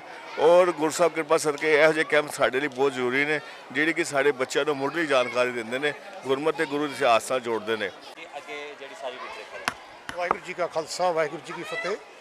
ਇਹ ਗੁਰਮਤਿ ਕੈਂਪ ਗੁਰਬਾਣੀ ਪ੍ਰਚਾਰ ਸੁਸਾਇਟੀ ਵੱਲੋਂ ਲਗਾਇਆ ਜਾਂਦਾ ਹੈ, ਜਿਸ ਦਾਸ ਨੂੰ ਅਸੀਂ ਸਾਰੇ ਇਕੱਠੇ ਹੋ ਕੇ 2003 ਵਿੱਚ ਸਲਾਹ ਕੀਤੀ ਕਿ ਵੀ ਬੱਚਿਆਂ ਨੂੰ ਜੋ ਚੀਜ਼ ਮਿਲਣੀ ਚਾਹੀਦੀ ਹੈ ਗੁਰਮਤਿ ਦੀ ਸੇਧ ਉਹ ਮਿਲ ਨਹੀਂ ਰਹੀ, ਕਿਉਂਕਿ 3 ਦਾਇਰੇ ਹੁੰਦੇ ਨੇ, ਇੱਕ ਸਕੂਲ, ਇੱਕ ਘਰ ਤੇ ਇੱਕ ਜੋ ਸਾਡਾ ਸਮਾਜ ਹੈ। ਇਹ ਤਿੰਨੋਂ ਦਾਇਰਿਆਂ ਤੋਂ ਸਾਨੂੰ ਗੁਰਮਤਿ ਸਿੱਖਣ ਨੂੰ ਨਹੀਂ ਮਿਲ ਰਹੀ। ਇਸ ਲਈ ਅਸੀਂ ਇਹ ਪ੍ਰੋਗਰਾਮ ਬਣਾਇਆ ਕਿ ਬੱਚਿਆਂ ਨੂੰ ਕਿਉਂ ਨਾ ਇੱਕ ਗੁਰਮਤਿ ਕੈਂਪ ਲਗਾਇਆ ਜਾਏ। ਪਹਿਲੀ ਵਾਰੀ ਸਾਡੇ ਕੋਲ ਤਕਰੀਬਨ 150 ਬੱਚਾ ਆਇਆ ਸੀ ਤੇ ਇਹ ਜੋ ਸਾਡੀ ਸੰਖਿਆ ਤਕਰੀਬਨ 1000 ਬੱਚਿਆਂ ਤੱਕ ਚਲੀ ਗਈ ਸੀ, ਲੇਕਿਨ ਇਹ ਕੋਵਿਡ ਕਰਕੇ ਇਸ ਵਾਰ ਤਕਰੀਬਨ ਸਾਡੇ ਕੋਲ 400 ਤੋਂ ਉੱਪਰ ਬੱਚਾ ਆ ਚੁੱਕਿਆ ਵੇ। ਅਜੇ ਐਡਮਿਸ਼ਨ ਚੱਲ ਰਹੇ ਨੇ। ਸਾਡੇ ਕੋਲ ਸਾਰੇ ਜਮਨਾ ਪਾਰ ਦੇ ਬੱਚੇ ਆਉਂਦੇ ਨੇ ਤੇ ਸਾਨੂੰ ਇਹ ਬੜੀ ਖੁਸ਼ੀ ਹੈ। ਤੇ ਦਿੱਲੀ ਸਿੱਖ ਗੁਰਦੁਆਰਾ ਪ੍ਰਬੰਧਕ ਕਮੇਟੀ ਵੱਲੋਂ ਹਰ ਵਾਰ ਸਾਨੂੰ ਸਹਿਯੋਗ ਮਿਲਦਾ ਹੈ, ਬੇਸ਼ੱਕ ਉਹ ਸਾਨੂੰ ਬੁੱਕਸ ਰਾਹੀਂ ਮਿਲੇ ਜਾਂ ਕਿਸੇ ਵੀ ਰਾਹੀਂ। ਪਹਿਲਾਂ ਮਨਮੋਹਨ ਸਿੰਘ ਜੀ ਸੀ ਜੋ ਹੁਣ ਇਸ ਵੇਲੇ ਅਕਾਲ ਚਲਾਣਾ ਕਰ ਗਏ ਨੇ, ਜਤਿੰਦਰਪਾਲ ਸਿੰਘ ਜੀ ਗੋਲਡੀ, ਇਸ ਤੋਂ ਇਲਾਵਾ ਜੋ ਵੀ ਇਸ ਇਲਾਕੇ ਦੇ ਮੈਂਬਰ ਜਿਵੇਂ ਸਾਡੇ ਨਾਗੀ ਸਾਹਿਬ ਵੀ ਰਹੇ, ਉਹਨਾਂ ਨੇ ਸਾਡੀ ਪੂਰੀ ਹੈਲਪ ਕੀਤੀ। ਸਾਰੇ ਜੋ ਵੀ ਸਾਡੇ ਦਿੱਲੀ ਸਿੱਖ ਗੁਰਦੁਆਰਾ ਪ੍ਰਬੰਧਕ ਕਮੇਟੀ ਦੇ ਮੈਂਬਰ ਰਹੇ, ਉਹਨਾਂ ਨੇ ਸਾਡੀਆਂ ਸਾਰੀ ਹੈਲਪ ਕੀਤੀ। ਕਿਸੇ ਵੀ ਤਰੀਕੇ ਦੀ ਅਸੀਂ ਮੰਗ ਕੀਤੀ ਤਾਂ ਉਹਨਾਂ ਨੇ ਸਾਡੀ ਮੰਗ ਮੰਨੀ। ਤੇ ਇਸ ਵਾਰ ਵੀ ਅਸੀਂ ਐਜੂਕੇਸ਼ਨਲ ਟੂਰ ਜਿਸ ਨੂੰ ਅਸੀਂ ਕਹਿੰਦੇ ਹਾਂ, ਬੱਚਿਆਂ ਨੂੰ ਅਸੀਂ ਲੈ ਕੇ ਜਾਂਦੇ ਹਾਂ। ਤੇ ਇਸ ਵਾਰ ਅਸੀਂ ਗੁਰਦੁਆਰੇ ਮਾਛੀਵਾੜਾ ਲੈ ਕੇ ਜਾ ਰਹੇ ਹਾਂ। ਜਿਹੜੇ ਵੀ ਇੱਥੇ ਬੱਚੇ ਆਉਂਦੇ ਨੇ ਉਹਨਾਂ ਨੂੰ ਤਕਰੀਬਨ ਇਸ ਵਾਰੀ 20-22 ਦਿਨ ਵਾਸਤੇ ਇੱਥੇ ਬੱਚੇ ਆ ਰਹੇ ਨੇ। ਰੋਜ਼ਾਨਾ ਰਿਫਰੈਸ਼ਮੈਂਟ ਦਿੱਤੀ ਜਾਂਦੀ ਹੈ। ਸਾਡਾ 50-60 ਜੋ ਸਾਡੇ ਸਟਾਫ ਹੈਗਾ ਉਹ ਸਾਰੇ ਰਲ ਕੇ ਗੁਰੂ ਸਾਹਿਬ ਦੀ ਕਿਰਪਾ, ਕਿਉਂਕਿ ਜਿਸ ਦਾ ਕਾਰਜ ਤਿਨ ਹੀ ਕੀਆ ਮਾਨਸ ਕਿਆ ਵਿਚਾਰਾ ਰਾਮ, ਤੇ ਸਾਰੇ ਅਸੀਂ ਰਲ ਕੇ ਇਹ ਕਾਰਜ ਕਰੀਦਾ ਹੈਗਾ। ਜਿਸ ਤਰ੍ਹਾਂ ਊੜਾ ਐੜਾ ਸਾਨੂੰ ਆਉਂਦਾ ਉਹ ਅਸੀਂ ਬੱਚਿਆਂ ਨੂੰ ਸਿਖਾ ਦਈਦਾ। ਇਤਨੀ ਕੁ ਬੇਨਤੀ ਪ੍ਰਵਾਨ ਕਰਨੀ। ਵਾਹਿਗੁਰੂ ਜੀ ਕਾ ਖਾਲਸਾ, ਵਾਹਿਗੁਰੂ ਜੀ ਕੀ ਫਤਿਹ। ਗੁਰਬਾਣੀ ਪ੍ਰਚਾਰ ਸੁਸਾਇਟੀ ਵੱਲੋਂ ਬੱਚਿਆਂ ਨੂੰ ਗੁਰਮਤਿ ਨਾਲ ਜੋੜਨ ਦਾ ਇਹ ਉਪਰਾਲਾ ਸਨ 2003 ਦੇ ਵਿੱਚ ਆਰੰਭ ਕੀਤਾ ਗਿਆ ਸੀ। ਗੁਰੂ ਸਾਹਿਬ ਦੀ ਕਿਰਪਾ ਨਾਲ ਇਸ ਵਾਰ ਸਾਡਾ ਇਹ ਕੈਂਪ 20ਵੇਂ ਸਾਲ ਵਿੱਚ ਪ੍ਰਵੇਸ਼ ਕੀਤਾ ਤੇ ਜਿਵੇਂ ਤੁਹਾਨੂੰ ਦੱਸਿਆ ਹੀ ਹੈ ਵੀਰ ਜੀ ਨੇ ਕਿ 400 ਤੋਂ ਉੱਪਰ ਬੱਚਾ ਇਸ ਵਕਤ ਕੈਂਪ ਦੇ ਵਿੱਚ ਟ੍ਰੇਨਿੰਗ ਲੈ ਰਿਹਾ ਹੈ, ਗੁਰਮਤਿ ਦੀ ਜਾਣਕਾਰੀ ਲੈ ਰਿਹਾ ਹੈ। ਵੱਖਰੇ ਵੱਖਰੇ ਸ਼ਹੀਦਾਂ ਦੇ ਨਾਮ ਤੇ ਅਸੀਂ ਹਾਊਸ ਬਣਾ ਕੇ ਬੱਚਿਆਂ ਨੂੰ ਉਹਨਾਂ ਦੀ ਕਲਾਸ ਦੇ ਮੁਤਾਬਕ ਆਪਣੀ ਕਿਤਾਬ ਲੈਣਾ, ਉਹਨਾਂ ਦੇ ਸਿਲੇਬਸ ਨੂੰ ਜੋ ਸਿੱਖ ਧਰਮ ਦੀ ਮੁੱਢਲੀ ਜਾਣਕਾਰੀ ਹੈ, ਔਰ ਹਰ ਸਾਲ ਇੱਕ ਐਸਾ ਸਿਲੇਬਸ ਅਸੀਂ ਐਡ ਕਰਦੇ ਹਾਂ। ਜਿਵੇਂ ਇਸ ਸਾਲ ਗੁਰੂ ਤੇਗ ਬਹਾਦਰ ਸਾਹਿਬ ਮਹਾਰਾਜ ਜੀ ਦੀ ਜੀਵਨੀ, ਵੱਡੇ ਬੱਚਿਆਂ ਨੂੰ ਜਪਜੀ ਸਾਹਿਬ ਔਰ ਜਾਪ ਸਾਹਿਬ ਦੀ ਬਾਣੀ, ਉਹਦੇ ਬਾਰੇ, ਉਹਨਾਂ ਦੇ ਉਚਾਰਨ ਬਾਰੇ, ਉਹਦੇ ਅਰਥ ਵਿਚਾਰ, ਇਹ ਵੀ ਬੱਚਿਆਂ ਦੇ ਨਾਲ ਸਾਂਝੇ ਕੀਤੇ ਜਾਂਦੇ ਨੇ। ਸੋ ਇਹ ਗੁਰੂ ਸਾਹਿਬ ਦਾ ਉਪਰਾਲਾ, ਸਤਿਕਾਰਯੋਗ ਬਾਬਾ ਫੁੰਮਣ ਸਿੰਘ ਜੀ ਜੋ ਪਹਿਲੇ ਇੱਥੇ ਸੇਵਾ ਨਿਭਾਉਂਦੇ ਸਨ, ਉਹਨਾਂ ਨੇ ਸਾਨੂੰ ਇਹ ਸਕੂਲ ਸੰਤ MS ਕਰਮਜੋਤ ਮਾਡਲ ਸਕੂਲ ਜੋ ਗੁਰਦੁਆਰਾ ਡੇਰਾ ਬਾਬਾ ਕਰਮ ਸਿੰਘ ਦੇ ਅੰਦਰ ਹੀ ਹੈ, ਇੱਥੇ ਇਹ ਉਪਰਾਲਾ ਆਰੰਭ ਕਰਵਾਇਆ ਸੀ। ਤੇ ਹੁਣ ਸਤਿਕਾਰਯੋਗ ਬਾਬਾ ਅਮਰਦੀਪ ਸਿੰਘ ਜੀ ਜੋ ਹੁਣ ਇਸ ਵੇਲੇ ਮੁਖੀ ਨੇ, ਇਹਨਾਂ ਦਾ ਪੂਰਾ ਸਹਿਯੋਗ ਸਾਨੂੰ ਹਰ ਵਾਰ ਦੀ ਤਰ੍ਹਾਂ ਮਿਲਦਾ ਹੈ ਤੇ ਅਸੀਂ ਬੱਚਿਆਂ ਨੂੰ ਆਪਣੇ ਵੱਲੋਂ ਜਿੰਨੀ ਵੱਧ ਤੋਂ ਵੱਧ ਕੋਸ਼ਿਸ਼ ਹੈ। ਔਰ ਕੈਂਪ ਤੋਂ ਬਾਅਦ ਅਗਲੇ ਕੀ ਪ੍ਰੋਗਰਾਮ ਹੁੰਦੇ ਨੇ ਉਹ ਵੀਰ ਜਸਵਿੰਦਰ ਸਿੰਘ ਤੁਹਾਡੇ ਨਾਲ ਸਾਂਝ ਪਾਣਗੇ। ਜਿਵੇਂ ਕਿ ਪਿਛਲੇ ਦਿਨਾਂ ਦੇ ਵਿੱਚ ਅਸੀਂ ਵੇਖ ਰਹੇ ਸੀ, ਸਾਡੇ ਸਿੱਖ ਨੌਜਵਾਨ ਬੱਚੇ ਬੱਚੀਆਂ ਪਤਿਤ ਪੁਣੇ ਵੱਲ ਬਹੁਤ ਜ਼ਿਆਦਾ ਵੱਧਦੇ ਜਾ ਰਹੇ ਸਨ। ਅਸੀਂ ਧੰਤਾਯੋਗ ਆ, ਵਡਭਾਗੀ ਹਾਂ। ਐਸੇ ਚਿੰਤਾ ਕਰਨ ਵਾਲੇ ਗੁਰਸਿੱਖ ਅੱਗੇ ਆਏ, ਉਹਨਾਂ ਨੇ ਇਹ ਸਾਰਾ ਯੋਗਦਾਨ ਦਿੱਤਾ ਤੇ ਸਾਨੂੰ ਬੱਚਿਆਂ ਨੂੰ ਗੁਰਮਤਿ ਸਿਧਾਂਤ ਦੇ ਨਾਲ ਜੋੜਨ ਦੇ ਜੋ ਉਪਰਾਲੇ ਹਨ, ਗੁਰਮਤਿ ਕੈਂਪ 20 ਸਾਲਾਂ ਤੋਂ ਚੱਲ ਰਹੇ ਹਨ। ਸੋ ਅਸੀਂ ਐਸੇ ਗੁਰਸਿੱਖਾਂ ਦੇ ਧੰਤਾਯੋਗ ਹਾਂ, ਅਸੀਂ ਵਡਭਾਗੀ ਹਾਂ ਜੋ ਐਸੇ ਗੁਰਸਿੱਖ ਅੱਗੇ ਆਏ, ਚਿੰਤਾ ਕੀਤੀ, ਕਿਉਂਕਿ ਵੱਧਦੇ ਪਤਿਤ ਪੁਣੇ ਤੋਂ ਵੇਖਦਿਆਂ ਹੋਇਆਂ ਸਿੱਖ ਪੰਥ ਦੀ ਜਿਹੜੀ ਨਵੀਂ ਪਨੀਰੀ ਸੀ ਉਹ ਘਟਦੀ ਜਾ ਰਹੀ ਸੀ।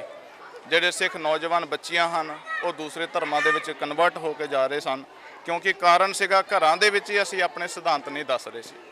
ਸੋ ਐਸੇ ਗੁਰਸਿੱਖ ਅੱਗੇ ਆਏ, ਸਿਧਾਂਤਾਂ ਦੀਆਂ ਗੱਲਾਂ ਹੋਈਆਂ ਤੇ ਆਪ ਸਾਰੇ ਇੱਥੇ ਵੇਖ ਰਹੇ ਹੋ, ਆਪ ਜੀ ਦੇ ਸਾਰੇ ਸਾਹਮਣੇ ਹੀ ਹੈ ਜੋ ਇਹ ਸਾਨੂੰ ਉਪਰਾਲੇ ਨਜ਼ਰ ਆ ਰਹੇ ਹਨ। ਸਿੱਖ ਪੰਥ ਦੇ ਵਿੱਚ ਜਿਹੜੀਆਂ ਨਵੀਆਂ ਪਨੀਰੀਆਂ ਹਨ ਉਹ ਜੁੜ ਰਹੀਆਂ ਹਨ।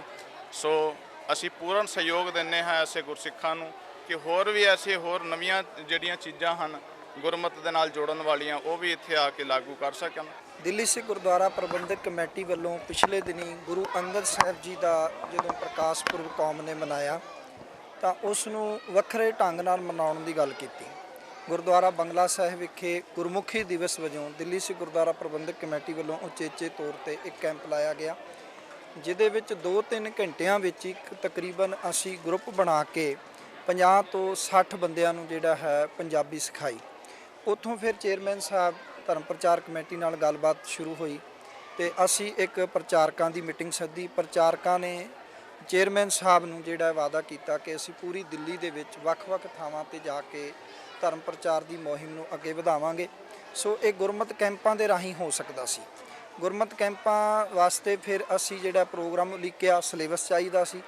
ਫਿਰ ਦਿੱਲੀ ਸਿੱਖ ਗੁਰਦੁਆਰਾ ਪ੍ਰਬੰਧਕ ਕਮੇਟੀ ਵੱਲੋਂ, ਧਰਮ ਪ੍ਰਚਾਰ ਕਮੇਟੀ ਵੱਲੋਂ ਜਿਹੜਾ ਉਹ ਸਿਲੇਬਸ ਤਿਆਰ ਕੀਤਾ ਗਿਆ। ਇਹ ਸਿਲੇਬਸ ਜਿਹਦੇ ਵਿੱਚ ਸਿੱਖ ਧਰਮ ਦੇ ਮੁੱਢਲੀ ਜਾਣਕਾਰੀ, ਪੰਜਾਬੀ, 10 ਗੁਰੂ ਸਾਹਿਬਾਨ ਦਾ ਇਤਿਹਾਸ, ਖੂਨ ਸ਼ਹੀਦਾਂ ਤੋਂ ਲੈ ਕੇ ਸਾਰਾ ਸਿਲੇਬਸ ਅਸੀਂ ਇਹ ਪੈਕੇਜ ਵਿੱਚ ਤਿਆਰ ਕੀਤਾ ਹੈ ਔਰ ਬਿਲਕੁਲ ਫ੍ਰੀ ਹੈ। ਤੁਸੀਂ ਆਪੋ ਆਪਣੇ ਇਲਾਕਿਆਂ ਦੇ ਵਿੱਚ ਜਿੱਥੇ ਵੀ ਦਿੱਲੀ ਸਿੱਖ ਗੁਰਦੁਆਰਾ ਪ੍ਰਬੰਧਕ ਕਮੇਟੀ ਦਾ ਕੋਈ ਵੀ ਨੁਮਾਇੰਦਾ ਮੈਂਬਰ ਸਾਹਿਬਾਨ ਲੈਂਦਾ ਹੈ, ਉਹਨਾਂ ਨਾਲ ਸੰਪਰਕ ਕਰਕੇ ਤੁਸੀਂ ਆਪਣੇ ਇਲਾਕੇ ਵਿੱਚ ਇਹ ਲਿਟਰੇਚਰ ਜਿਹੜਾ ਉਹ ਫ੍ਰੀ ਲੈ ਸਕਦੇ ਹੋ। ਔਰ ਸਾਡੀ ਬੇਨਤੀ ਹੈ ਕਿ ਇਹ ਜੋ ਗਰਮੀਆਂ ਦੀਆਂ ਛੁੱਟੀਆਂ ਨੇ ਇਹਨਾਂ ਵਿੱਚ ਵੱਧ ਤੋਂ ਵੱਧ ਗੁਰਬਾਣੀ ਦਾ ਲਾਭ ਪ੍ਰਾਪਤ ਕਰੋ। ਆਸ ਹੈ ਤੁਸੀਂ ਬੇਨਤੀ ਪ੍ਰਵਾਨ ਕਰੋਗੇ ਜੀ। ਸਾਨੂੰ ਬਹੁਤ ਚੰਗਾ ਲੱਗ ਰਿਹਾ। ਅੱਜ ਅਸੀਂ ਡੇਰਾ ਬਾਬਾ ਕਰਮ ਸਿੰਘ ਪਹੁੰਚੇ ਹਾਂ। ਇੱਥੇ ਤਕਰੀਬਨ 450 ਬੱਚਾ ਅੱਜ ਹਾਜ਼ਰ ਹੈਗਾ ਔਰ ਬੱਚਿਆਂ ਨੂੰ ਜੋ ਪੁੱਛਿਆ ਜਿਵੇਂ ਮੂਲ ਮੰਤਰ ਹੈ, 10 ਗੁਰੂ ਸਾਹਿਬਾਨ ਦੇ ਨਾਮ, 5 ਕਕਾਰਾਂ ਦੀ ਫਿਲਾਸਫੀ ਸਾਰੀ ਆਉਂਦੀ ਹੈ। ਇੱਥੋਂ ਤੱਕ ਕਿ ਜਾਪ ਸਾਹਿਬ ਦੀ ਸੰਥਿਆ ਵੀ ਬੱਚੇ ਕਰ ਰਹੇ ਨੇ, ਜਪਜੀ ਸਾਹਿਬ ਸੰਥਿਆ ਕਰ ਰਹੇ ਨੇ। ਸੋ ਬਹੁਤ ਵੱਡੀ ਗੱਲ ਹੈ। ਇਸ ਤਰ੍ਹਾਂ ਹਰ ਇੱਕ ਇਲਾਕਿਆਂ ਵਿੱਚ ਇਹ ਵੱਧ ਚੜ੍ਹ ਕੇ ਕੈਂਪ ਲਾਓ ਜੀ। ਅੰਮ੍ਰਿਤਸਰ ਦੇ ਭਗਤਾਂ ਵਾਲਾ ਕੂੜਾ ਡੰਪ ਵਿੱਚ ਅਚਾਨਕ ਭਿਆਨਕ ਅੱਗ ਲੱਗ ਗਈ, ਜਿਸ ਨੂੰ ਬੁਝਾਉਣ ਲਈ ਅੱਗ ਬੁਝਾਊ ਅਮਲੇ ਨੂੰ ਕਾਫੀ ਮੁਸ਼ੱਕਤ ਕਰਨੀ ਪਈ ਹੈ। ਮੌਕੇ ਤੇ ਮੌਜੂਦ ਅੱਗ ਬੁਝਾਊ ਅਮਲੇ ਦੇ ਅਧਿਕਾਰੀ ਨੇ ਕਿਹਾ ਕਿ ਕੂੜੇ ਦੇ ਡੰਪ ਵਿੱਚ ਲੱਕੜ ਦਾ ਸਮਾਨ ਅਤੇ ਫਲੈਕਸਾਂ ਨੂੰ ਅੱਗ ਲੱਗ ਗਈ, ਜੋ ਕਾਫੀ ਫੈਲ ਗਈ ਸੀ, ਜਿਸ ਨੂੰ ਬੁਝਾ ਦਿੱਤਾ ਗਿਆ। ਪੰਜਾਬੀ ਖਬਰਾਂ ਦੇ ਇਸ ਬੁਲੇਟਿਨ ਵਿੱਚ ਫਿਲਹਾਲ ਇੰਨਾ ਹੀ। ਜਾਂਦੇ ਨਜ਼ਰ ਮਾਰਦੇ ਹਾਂ ਮੌਸਮ ਦੇ ਹਾਲ ਉੱਤੇ। ਤੁਸੀਂ ਬਣੇ ਰਹੋ ਚੜ੍ਹਦੀ ਕਲਾ ਟਾਈਮ ਟੀਵੀ ਦੇ ਨਾਲ। ਧੰਨਵਾਦ।